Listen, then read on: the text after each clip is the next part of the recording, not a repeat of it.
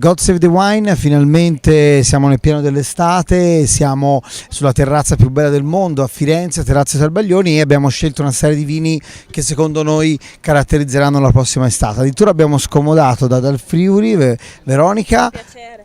Con piacere, Sì, un meno piacere. male, abbiamo valsa la pena. Con una vista del genere è solo un piacere. Ecco, e lei ha avuto il garbo di portarci appunto la freschezza dei vini del Friuli, e in particolare, vi ricordate, al mare, al Forte del Mare, abbiamo assaggiato la ribolla classica che conosciamo, versione ferma, ma visto che la ribolla gialla è un'altra delle beniamini dell'estate, addirittura una versione spumante. Come mai avete deciso questo?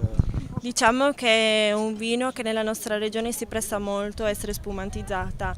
Comunque è dell'annata 2016, quindi una ribolla molto fresca e elegante, molto corposa, un vino molto grasso e si presta a una giornata, a una serata, anzi così.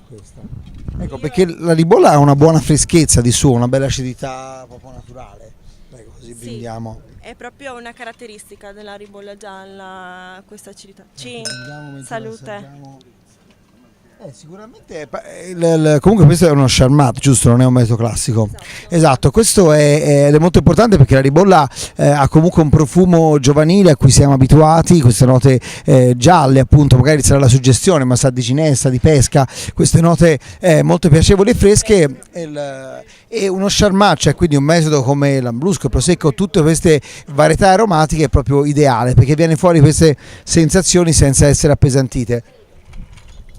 Quando lo si va a bere però ci si rende conto che rispetto a altri magari vini frizzanti abbiamo nominato, qui c'è un pochino più di struttura, di profondità, quindi si può pensare a fare qualche abbinamento anche un pochino più impegnativo.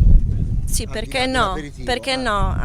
Sicuramente. Anche con la collaborazione della Domenis faranno loro dei cocktail perfetti per la serata. Con la ribolla eccetera. Usando un po' di più rispetto alla normalità.